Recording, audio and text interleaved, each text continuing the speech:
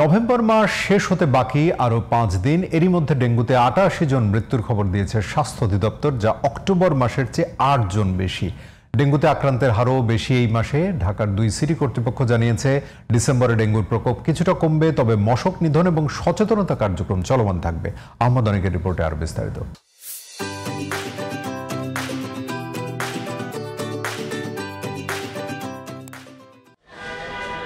ডেঙ্গুতে আক্রান্ত ও মৃত্যুর পরিসংখ্যানে সব মাসকে ছাপিয়ে গেছে নভেম্বর। স্বাস্থ্য অধিদপ্তরের তথ্য অনুযায়ী নভেম্বরের 24 দিনে ডেঙ্গু আক্রান্ত হয়ে মারা গেছেন 88 জন, মাসের হিসেবে যা চলতি বছরের সর্বোচ্চ মৃত্যুর রেকর্ড। এর আগে সর্বাধিক ডেঙ্গু রোগী হাসপাতালে ভর্তি ও মৃত্যু হয়েছিল অক্টোবরে। এদিকে এলাকাভিত্তিক পরিসংখ্যানে ডেঙ্গুতে সবচেয়ে বেশি মৃত্যু হয়েছে ঢাকা দক্ষিণ সিটি কর্পোরেশনে। আর দেশে সবচেয়ে বেশি ডেঙ্গু রোগী হাসপাতালে ভর্তি হয়েছে বরিশাল বিভাগে। ঢাকায় এই বছর ডেঙ্গুতে কম মানুষ আক্রান্ত হলেও মৃত্যু বেশির কারণ ব্যাখ্যা করেন দক্ষিণ সিটির প্রধান স্বাস্থ্য কর্মকর্তা। বেশিরভাগই ঢাকার বাইরে থেকে আসছে, যখন আসে ভর্তি হলো তখন তার রিলেটিভের বাসার অ্যাড্রেস দেওয়া হচ্ছে। আমাদের মৃত্যু আমরা হিসাব করেছি 36 কি 38 হবে টোটাল, একদম জানুয়ারি থেকে শুরু করে এখন পর্যন্ত। আর অন্যগুলা সবই ঢাকার বাইরের বেশিরভাগই, আর কিছু আছে ডেঙ্গু হিসেবে ট্রিটেড হয়েছে কিন্তু আসলে ডেঙ্গু পেশেন্ট না।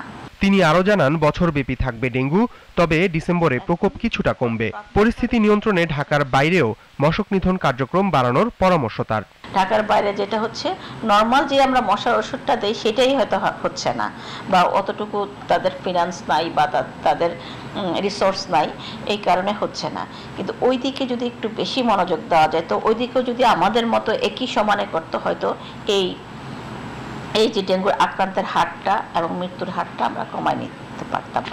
এদিকে ঢাকা উত্তরের প্রশাসক জানান, শুরু থেকেই পরিকল্পনা মাফিক কাজ করায় ডেঙ্গু নিয়ন্ত্রণে সুফল পাওয়া গেছে। পরিকল্পনা আমরা আগেই নিয়েছি, আমরা প্রচুর কাজ করতেছি এবং আপনি দেখবেন যে সারা বাংলাদেশে যে পরিমাণ মশাবাহিত রোগে আক্রান্ত যারা হয়েছে তার 10 ভাগের 1 ভাগ ডিএনসিসিতে কিন্তু নাই।